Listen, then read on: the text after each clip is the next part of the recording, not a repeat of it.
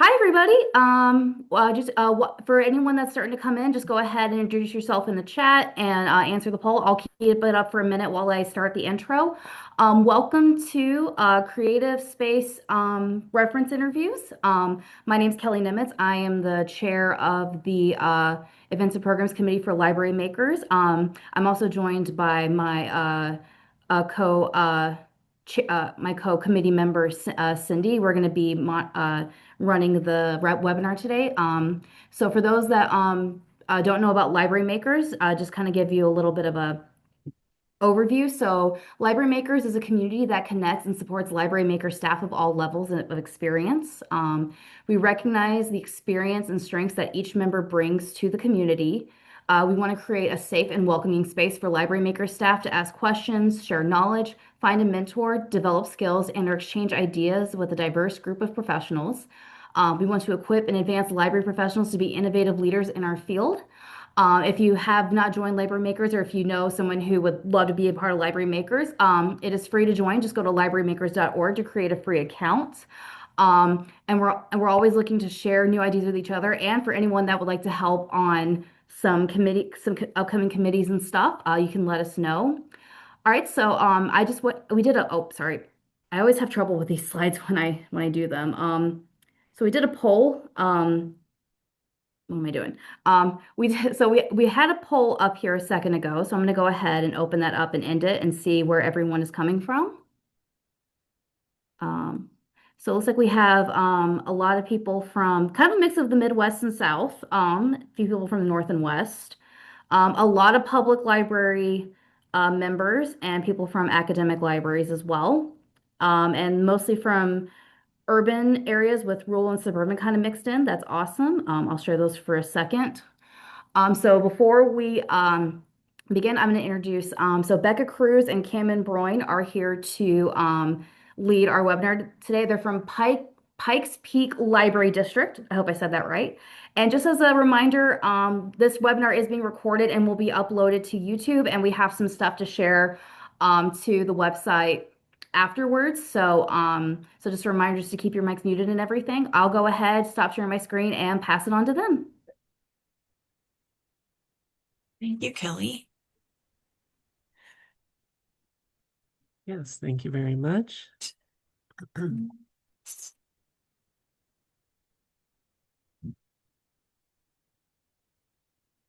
All right, how does that look for everyone? Okay, Looks great. I'm seeing some nods. Excellent. So welcome to the Creative Space Reference interview. I am Becca Cruz, Director of Strategy and Innovation at Pikes Peak Library District. And my name is Cameryn Broin. I'm the Creative Technology Specialist for Pikes Peak Library District. So we have a large makerspace training program that we have new staff complete when they start and have the responsibility of working in these spaces. And this is one of the classes that we kind of round everything out with at the end. As we go through this, please feel free to put any questions in the chat and we will try to answer them throughout.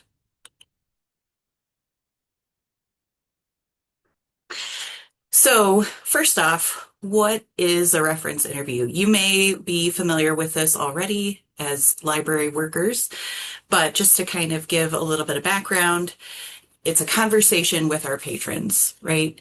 We want to start every conversation off with a reference interview for successful experiences when people come into our maker spaces and, or studios, if you have those as well.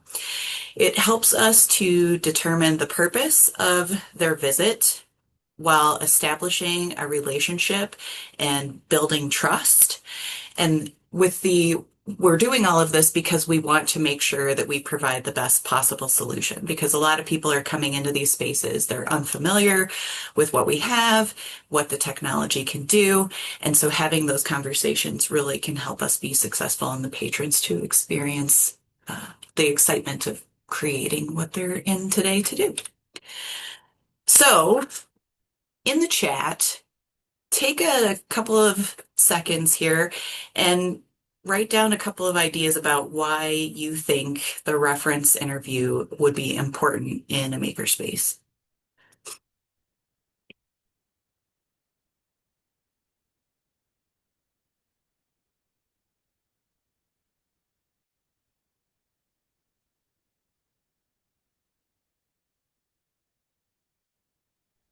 So, Yes, understanding people's expectations is a big part of it and setting them as well.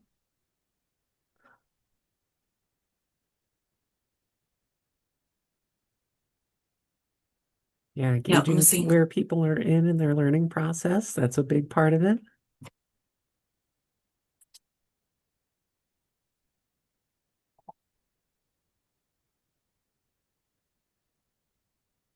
Yeah, yeah. Sometimes navigating people to the right equipment is great. Good suggestion, Margaret.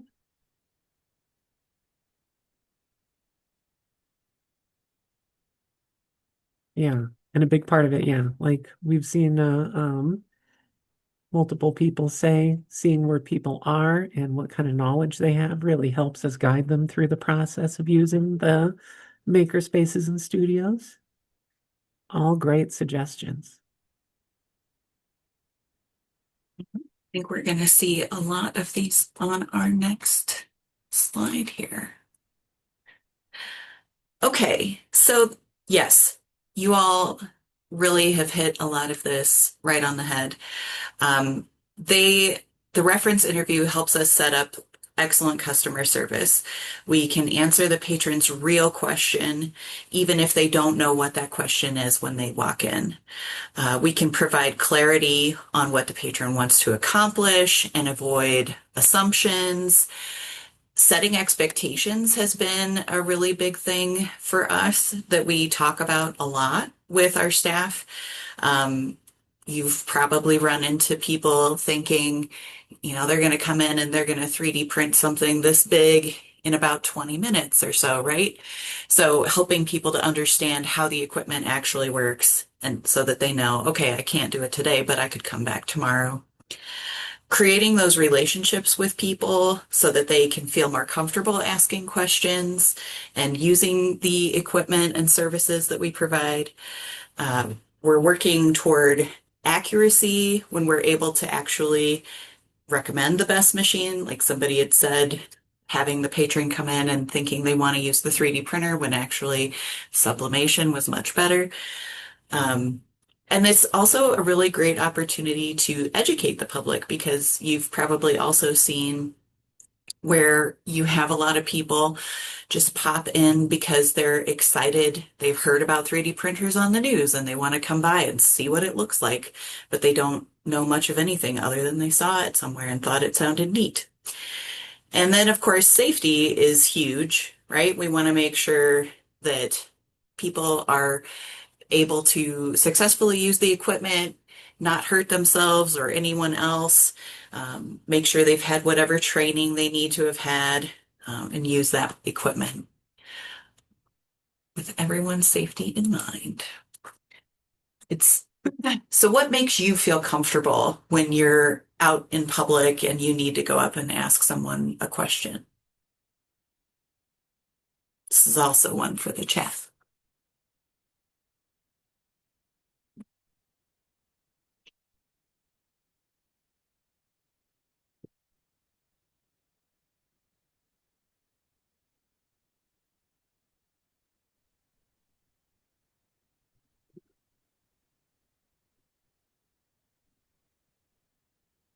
Yeah, friendly faces, approachable people, always good.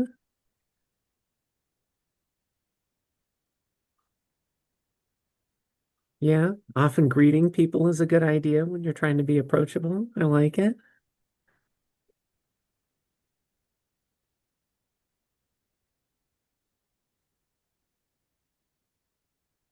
And your demeanor plays a big part into it. Yes, yes, yes. And the judgment one, that's a good one to keep in mind. Yeah,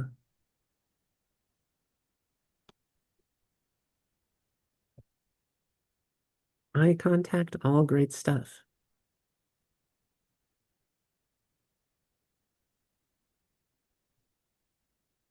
Again, I think we have a lot of really perceptive people here, just really hitting things on the head.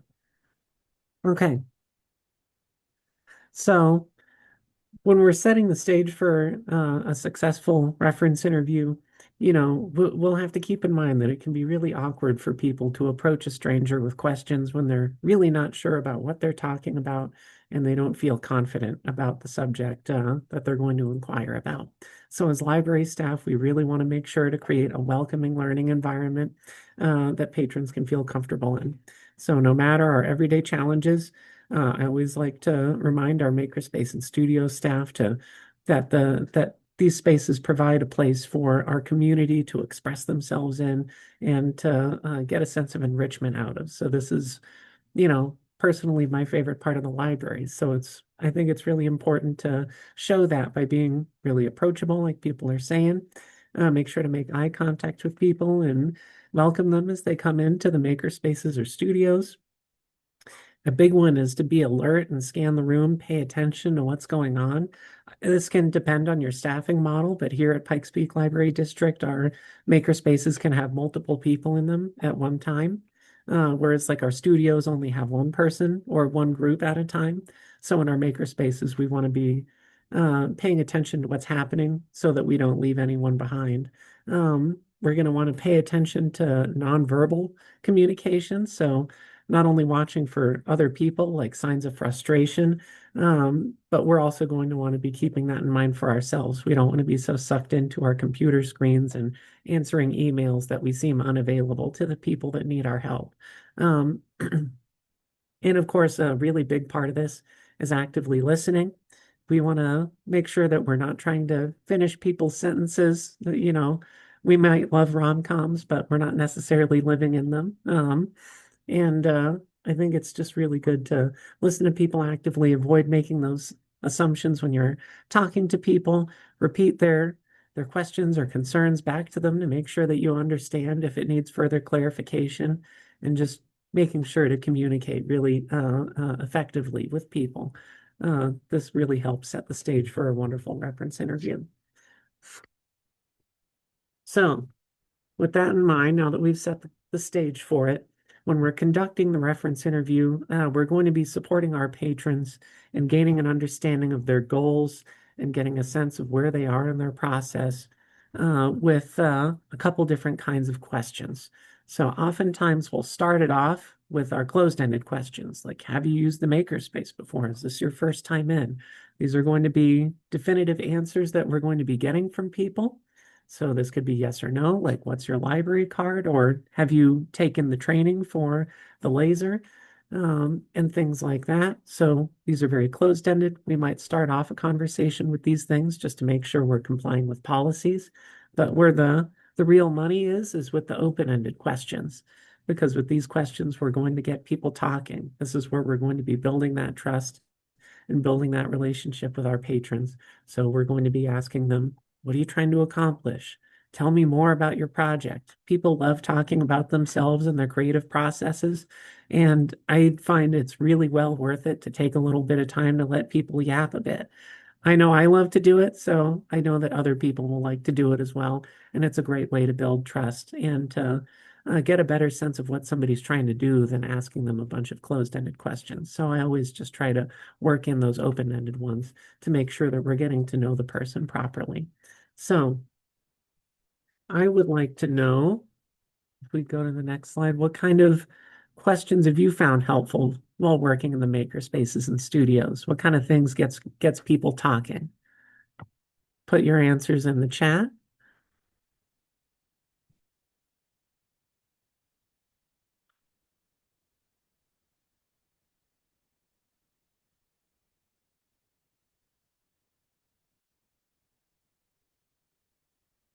Even if somebody's not doing something like super creative on the 3D printer or whatever, like they're just downloading something from Thingiverse or printables, I still like to ask them why they decided on a particular project, what they might use it for at home.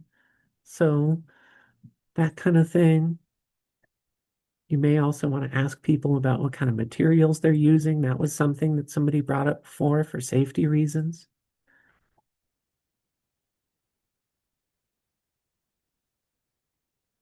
Yeah. And a lot of it is just being genuinely interested in what they're doing. That's very true. Yeah, yeah. And we'll get into this a little bit later in the thing, but asking what they want to create in the future is a great way to end off a reservation that somebody has in the makerspace. I really like doing that. What are you going to make next? Yeah. And to be honest, I've learned the most from our patrons because as a staff member, I don't have the time to work on all the projects that I would like to work on. Yeah, types of materials.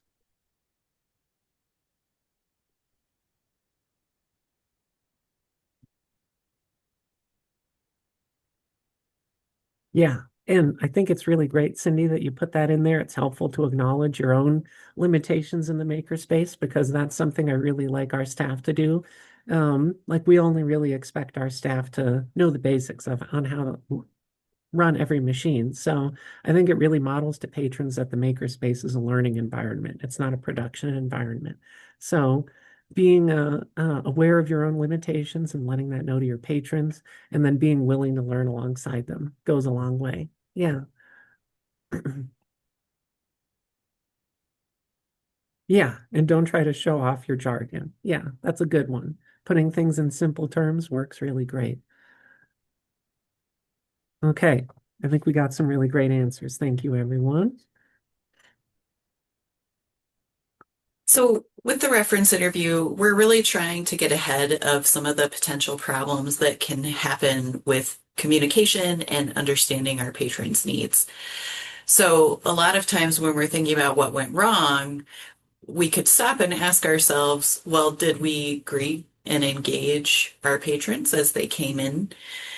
Did we actually complete a reference interview? Or, did they say, I want to use the 3D printer? And we said, okay, cool, bye. Did we clarify and ask them follow-up questions to make sure that we knew what they really wanted to do? And then that continually monitoring the space, watching for signs of frustration. I am positive everybody who's here at this training today has seen someone get stressed out and frustrated. I know I have a hard time when my projects don't work in quite the way I expected. And then doing those follow-ups with people, like if you have time to walk around and say, how are things going? How's your project coming along? And then sharing information with the staff member that may be coming in to relieve you from that desk.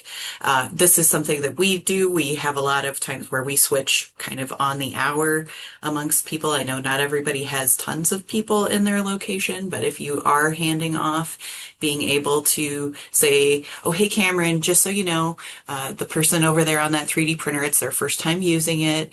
They've had some questions, so you might want to check in with them a little bit throughout and just make sure things are going all right. Pitfalls frequently show up, like I said, when we haven't done these things and haven't had these good interactions with our patrons. So within the training, one of the things that we do is we have a variety of scenarios, and Jen, who couldn't be here today, and Cameryn usually teach this class.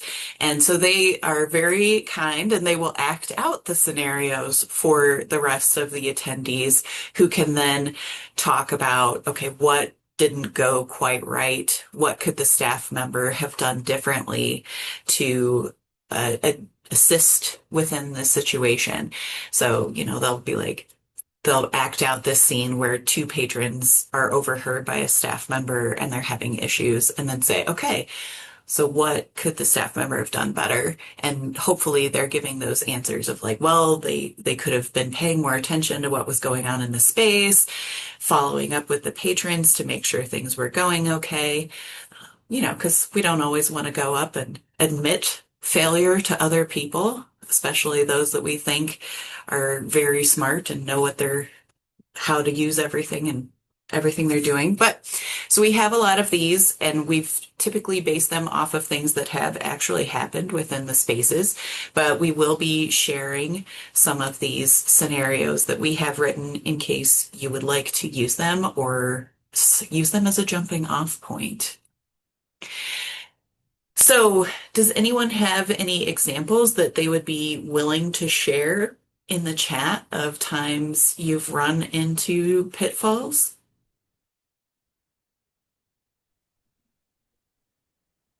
One example that that Jen likes to share is we have different 3D printing timelines or reservation limits for people. And sometimes, like a staff member, it may not be so clear with a patron when they come in. Okay, you've booked the machine for 2 hours. Your print needs to be done in 2 hours, or else we might have to stop it if the next person comes in. So sometimes people will say, "Oh, I reserved a 3D printer. I should be able to print for as long as I want." So if staff aren't very clear, you know, that someone's coming after somebody else, that can come up. So that's kind of a not completing the reference interview and providing clarity to people. That could be one example.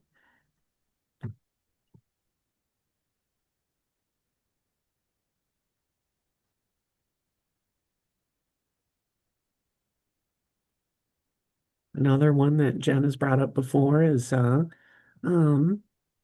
oh yeah, yeah. Passing off misinformation. We don't like doing that. Yeah, yeah, yeah. That's why it's good to have a good training program.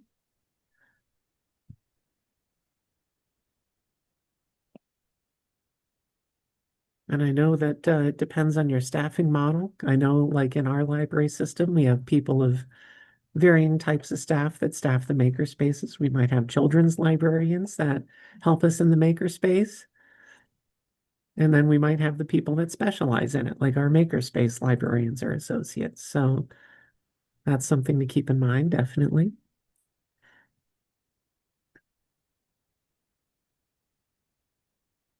Yeah. Maintaining consistency, especially if you're across many different locations, like we have 3 locations, that's something that can create inconsistency for our patrons if they go to multiple locations. And it can even happen within the same location. Yeah.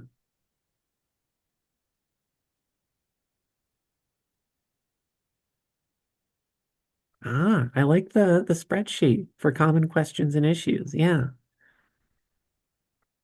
that's a good one. Very cool.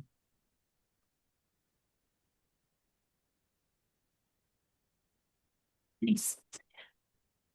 So, of course, our reference interview is a great time to help set expectations. And I think I mentioned earlier, this is one of the big ways we really try to use this. The education piece is huge. We're helping patrons to understand the technology. I remember a very long conversation I had with a patron who had a picture of a Santa cookie jar and she wanted to 3D print it. And it was, a home photo, and it took some time to really be able to explain, well, sadly we can't take this two-dimensional picture and make a 3D model of it. So it's really something that we have to, one, remind ourselves not everybody understands this, and then be able to try to help get them to that place. Um, Teaching is such a huge aspect of our jobs within these spaces. And so we always have to keep that in mind as we're going through these discussions. We're here to help patrons really know and learn how to use the software and equipment so that they can make the best decisions to get their creative ideas out there into the world. Um, and we're also trying to make sure that they aren't dependent on us to be able to accomplish things because we're here to teach them, not to do the things for them. And so that's one of the big expectations that we often have to set. Um, then there's the discussion of like what is actually possible. So what our machines and software are capable of and not capable of. Like we've talked about how much time it can actually take. What is a 3D model? What does that mean? Um, there's also the likelihood that a project may not come out quite perfectly, all the time, and that can be really pretty disappointing. But we learn so much from our mistakes. And so being able to model that and encourage people, even when they're disappointed, and even when something looks like it should just be totally fine, but for whatever reason, every time you try to print it, it fails.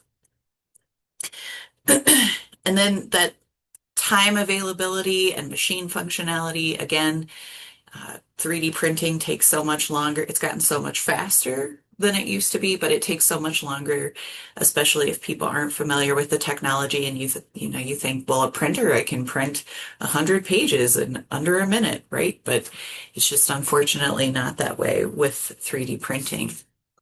Um, we also have to remember that uh, it takes time for cleanup of our spaces.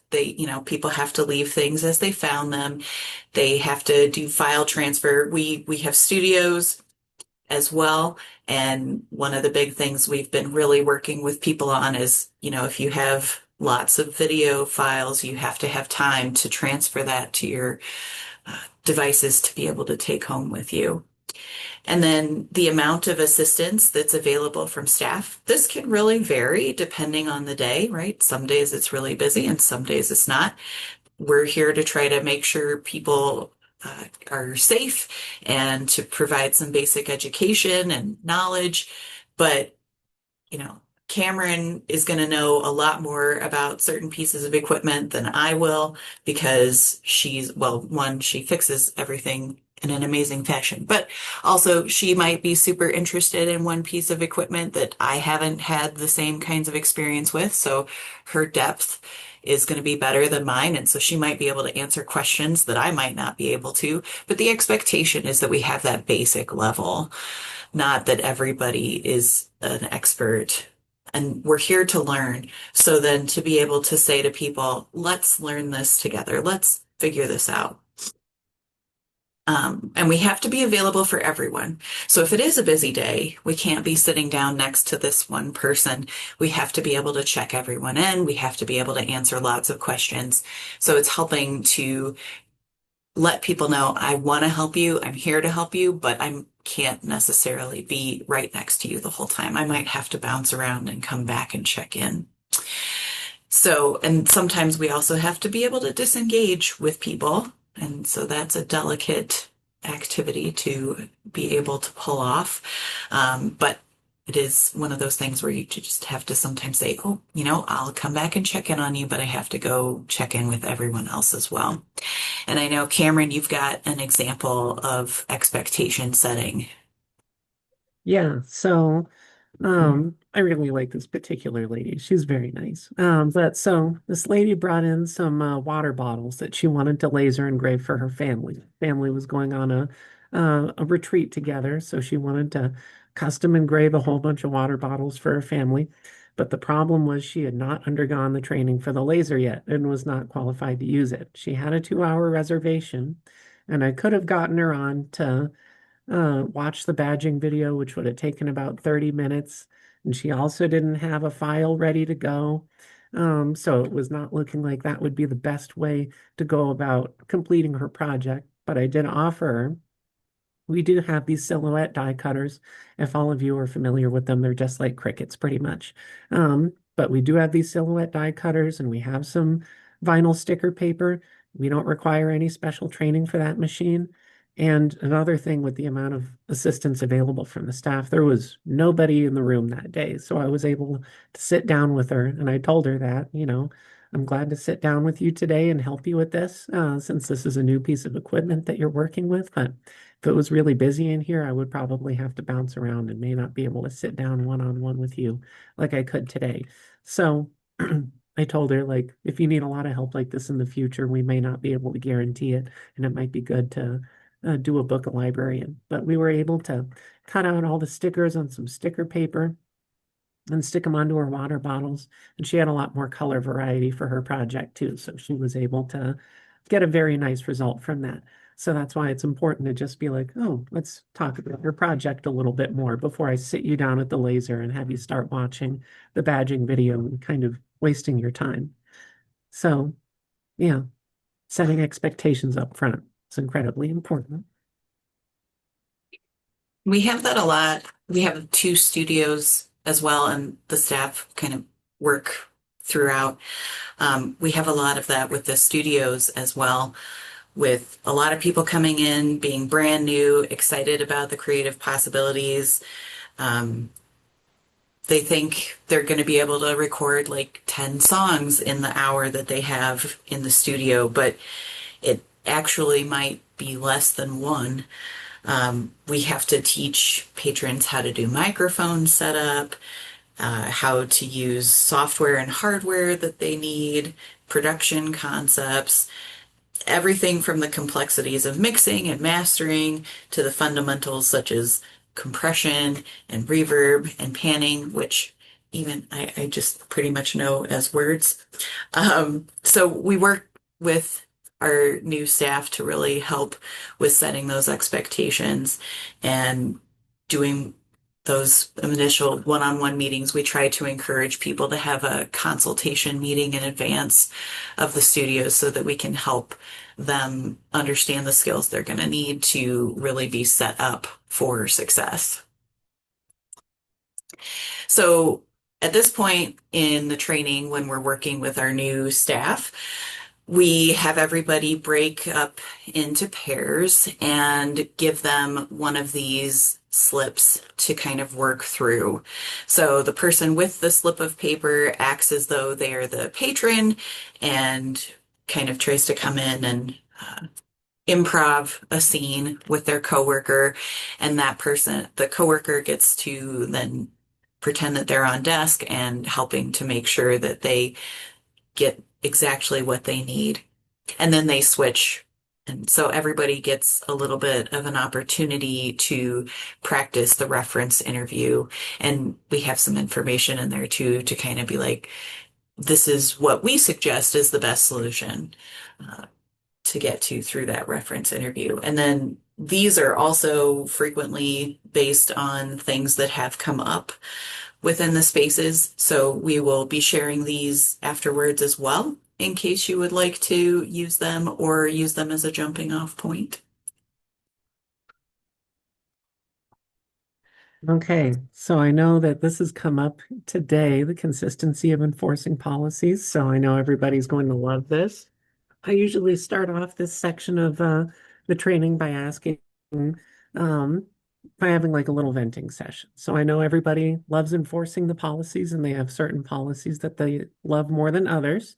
So we like to let people vent a little bit about it, but we all know the reason why we're there. So we can use our policies. And Becca, if you could pull up our makerspace and studio use policy on our website, that would be awesome. So we have a makerspace and studio use policy. I'm sure that many of you that have makerspaces in your libraries have a similar sort of policy with much of the same language. But when we're setting expectations, this can be really helpful. So according to our policy, like for example, library employees must approve outside materials brought in to use with our equipment. So like this is especially important for our laser engravers, right? We don't want people using anything with that's vinyl based inside there and creating dangerous gas. Um, we also don't want to have people, it's our policy that we don't have people bring in their own filament because it might jam our printers. Maybe it produces more VOC emissions into the room and things like that. And of course, like in the studios, this could have something to do with, not complying with other policies that are in our code of conduct for even for creating things in the studio. So we have to be able to approve things. So this is a good expectation to set straight up with patrons. Like when they're coming in for their reservation, we ask them what they're going to be working with. And if we set that expectation right there that we have to approve what they're bringing in to work with, then they're not going to be upset an hour down the line when we have to shut down their project. So moving on from that, library staff have the right to deny the creation of items or projects. So this might have to do with, like we had something recently where somebody was letting a flame go on for too long, in our laser, and it ended up damaging some of the equipment or some of the parts inside of the laser. So the job had to stop, and we had to have a conversation with the patron. You know, the laser is hot, but fire is not good for the laser. So we may not have you working on this particular project on here because it's obviously not working. Or with like a 3D printing project, if someone's setting up a print job and it doesn't have supports and they think that they should be able to do it without supports, but just time and again it's not working, we might have to say, hey, you're going to have to try to print something else. So it's important that we set these expectations straight up off the bat. And then another important policy to protect the library is that the library is not responsible for damage or loss of personal property. And I think this is a really good time to talk with people about using practice pieces. I know some people have brought that up in the chat. So if somebody brings in a really nice cutting board, like a nice mahogany cutting board that's just beautiful, you can say, hey, we have a scrap bin of wood. I suggest you run your project on that first so that you don't ruin your material, because we're not going to pay for another cutting board for you if you mess it up. Um, so these are really great to remind people straight up front. But when we're enforcing our policies, I really like to emphasize to our staff that we want to give people the benefit of the doubt. I know that as staff, we deal with these policies day in and day out, and we can get tired of having to enforce them. But when people come into our maker spaces and studios, they're not there to learn about our policies and all the intricacies and loopholes and things. They're there to learn about our equipment and how to express themselves better and to improve themselves as a person, the whole reason that somebody comes to the library, right? So it's important to avoid assumptions about people. And this may be the first time that somebody's heard about a certain policy that we may or may not have.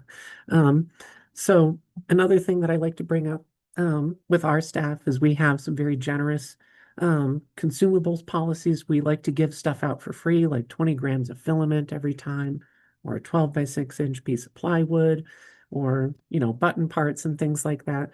I try to emphasize to our staff not to charge people for things, like unless they're being really bad. And I try not to fine people for things unless they're really ignoring staff direction, because I like to keep in mind that patrons choose to spend their time, their valuable time with us here at the library. And if things don't turn out the way that they expect, then I think that's a good enough deterrent to bad behavior. Um, and as always, when we're dealing with policies, I know it can get a little bit heated. So I just want to remind people of some basic conflict strategies. I know that you guys already all know this, but try to say yes in whatever way you possibly can. Like, oh, this 3D print isn't working. I'm going to have to ask you to find something else, maybe something similar that we can print. Maybe not this particular file works, but we can try something else. Or, oh, this print is going to take too long for your reservation. Let me try and help you find another day where you can have a longer reservation so that you can complete your project. And if things get a little too heated, you can always tag team with one of your coworkers, supervisor, manager. If you have security officers, maybe they can help as well. But all in all, I just want to remind people that policies are there to create a fair and fun learning environment for everyone to express themselves in. So I know that policies are very fun, but they are there for a purpose. Okay, so this brings me to providing referrals. So oftentimes we might encounter situations where we can't really provide what a patron needs, and this can take several different forms. We'll do our best to refer them to other resources in this situation. So like in our library system, we have 3 maker spaces, and at one location we have a CNC machine that can cut through really thick pieces of wood. Like if someone's trying to cut through a 1 inch thick piece of wood on one of our lasers at the location without the CNC, we might say, hey, I think the CNC would be a much better fit for you. Maybe you should check out Library 21C. Or if someone's trying to sew like a really heavy duty backpack or bag on one of our basic sewing machines, I might send them to our East Library location that has an industrial sewing machine. So you might have different equipment at different library maker spaces. And if you're running short on time, I really like to suggest people look at our subject guides, and I would encourage all of you to check out our subject guides. Do you think you could show people how to get to our subject guides, Becca? So if you go to our website at pplv.org, you can go to using the library and then makerspaces and then makerspace guides. We've really painstakingly gone through just about all the equipment that we have in our maker spaces, and we're even building out our studio ones too. And these contain detailed information on how to run the machine, troubleshooting steps that you can run into, creating files, and links to other resources. Yeah, and like in the laser lib guide, we even have advanced techniques that you can look at. Like that one patron I was talking about earlier, she was wanting to do an advanced technique with the rotary attachment. Now, if I felt like it could be worth her time, I would pull up this subject guide and I would point her to it and be like, follow the directions here. And if you have questions, I'm more than willing to help you.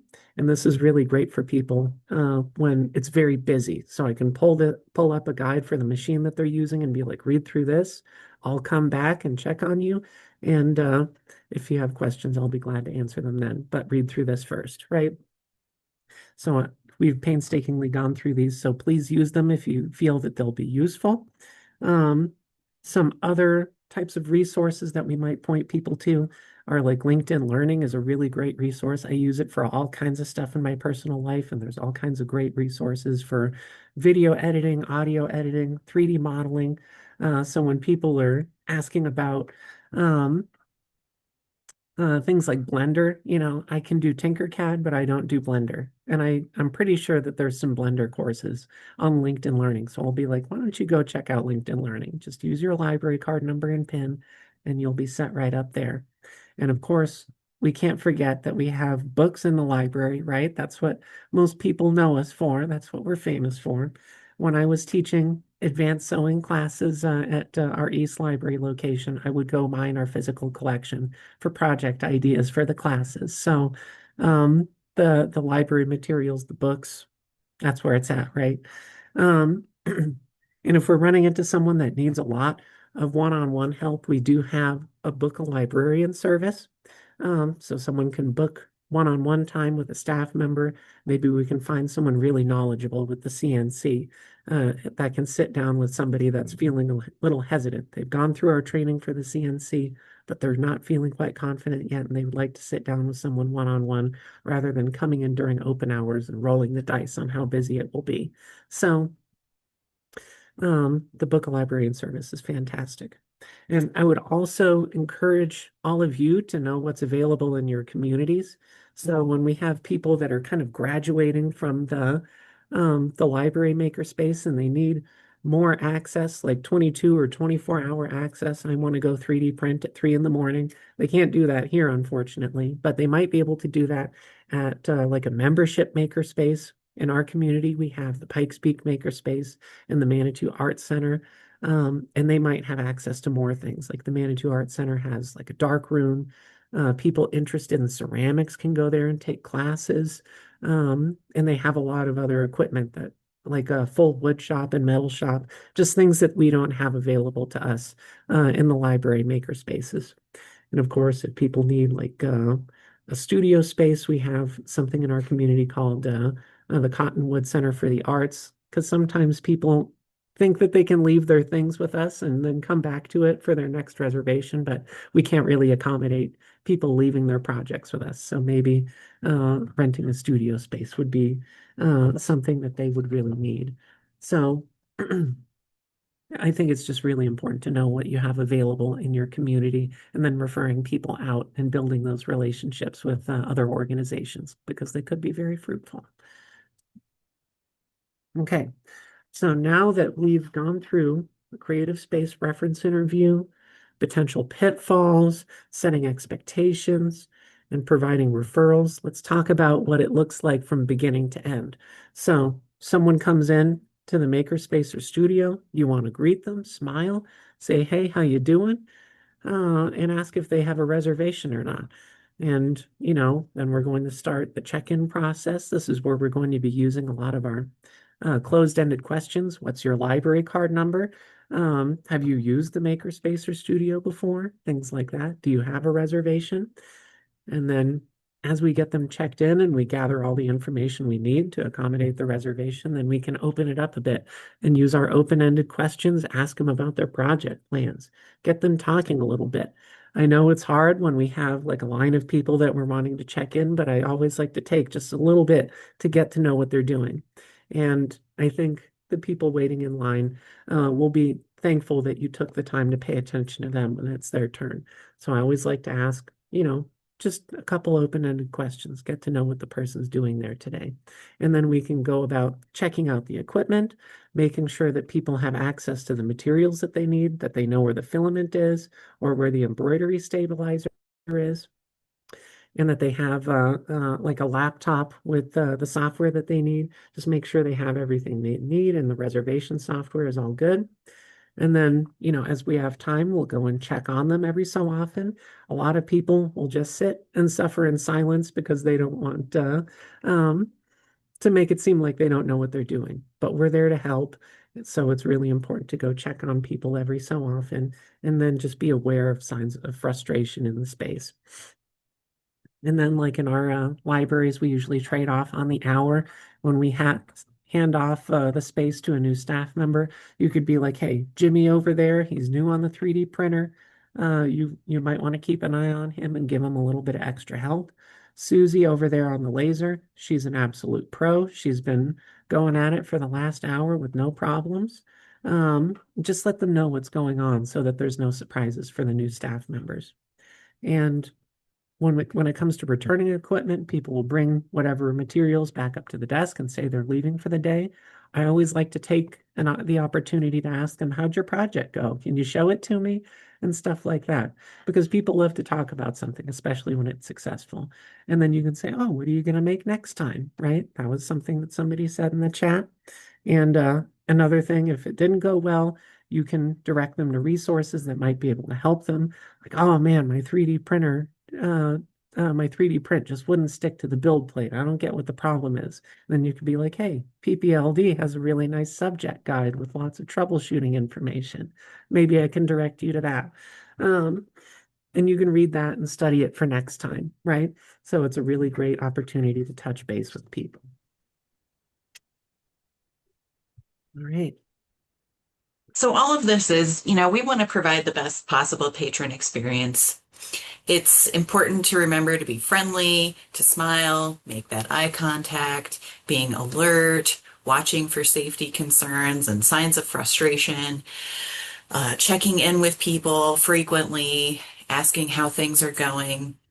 But everything that we've discussed today can really be summed up as find out what they really, really want. So thank you for suffering through that joke. And if anyone has any questions or things ideas that you want to share from how you talk with your patrons or how you encourage your staff to do this kind of thing, we'd love to hear that.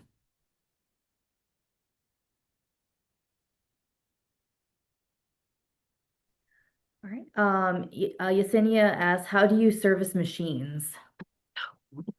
This is a good question. And this is kind of my job here. So, um, how, like, we have it set up, I'm in the strategy and innovation department, which is not part of any particular location. So I set up a maintenance schedule in Excel that people at the location can follow. Usually, one of our staff members has a designated day, like our librarian here at Library 21C usually does maintenance on Monday mornings. Our people at East Library usually do their maintenance on Tuesday evenings. So when it comes to servicing machines, I just kind of say, well, maybe I can pull one up. Hold on just a second. But I set up a maintenance schedule based on manufacturer recommendations.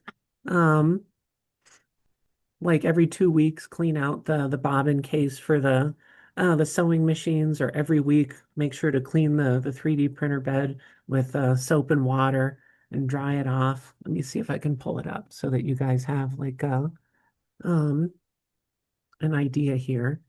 And if something breaks, Our location staff may or may not have a chance to try and troubleshoot the equipment themselves, but we use our IT department's ticketing system, and I will respond to tickets since I'm kind of the maintenance person for our maker spaces. So let's see. And I can repair things and order replacement parts as necessary. Okay, I got one of our schedules up. Let me put this on the screen.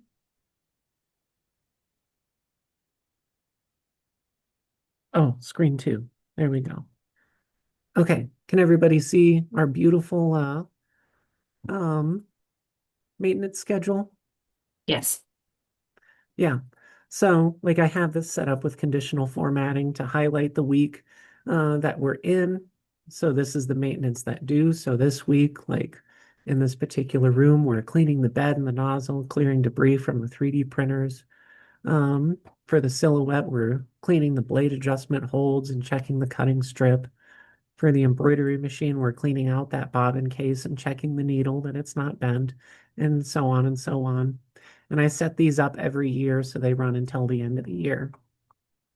And you can divvy it up so that you can go in here and just select a particular machine. If you're like, oh, did we go and clean the 3D printers this week? Let me just look at the 3D printers. You know, so I really recommend setting up something like this if you can. Um, I originally got this idea from one of our makerspace librarians and kind of took the idea and ran with it. Um, so I think this is a really good thing to do. There might be other tools that you can use to make something that's a little cleaner, but I found this works really well for us. And then somebody had a follow-up question. So when the laser cutter goes out, usually like the first thing that staff will do is check and see if there's upcoming reservations for the day. So if there's somebody in the afternoon and the laser breaks in the morning, they'll try and call the person that has it reserved later in the day to let them know that the laser is out of order and they won't be able to use it that day. And maybe they can refer that patron to another location if one of the other locations' lasers is still working. And then what we'll do is we'll cancel any future reservations in our reservation software and take it out of order in the reservation software too, so that people can't make new reservations. And then our staff will usually submit a ticket in our that we use fresh service ticketing system. So they'll submit a ticket in there, and then I'll respond and go and fix it and coordinate with staff to make sure that it gets put back in order when it's all fixed. So does that answer your question?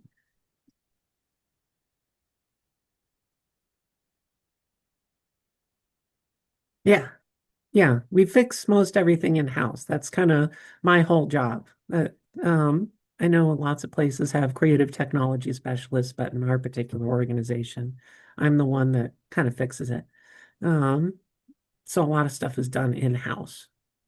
Um, yeah, and that really depends on your resources. I know for like sewing machines and things like that, you can purchase maintenance plans at a local shop or organization, so that might help with sewing machines. I'm not so sure what you would do for things like 3D printers.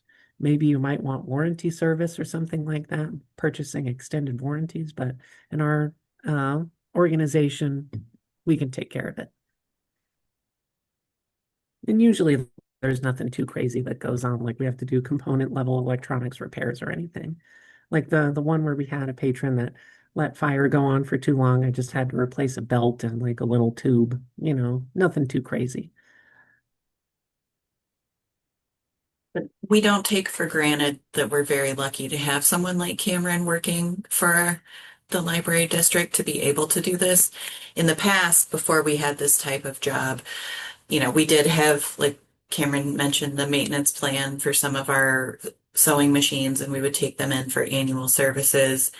But one of the reasons why I was able to justify a position like this was because it was really difficult to be able to find people that could come in and work on the equipment that we had. We went through some different things over time with trying out having people kind of on call, but that just wasn't really something that we were able to find within our community where we could outsource that work.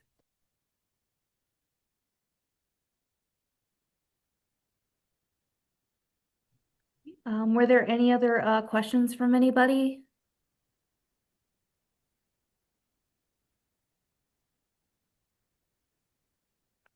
All right. I guess we're good. All right. So just for now, I just kind of want to give a big thanks to Cameron and Cameron and Becca for presenting today. Cindy, do you have the link for the survey on you, or do you need me to share that again?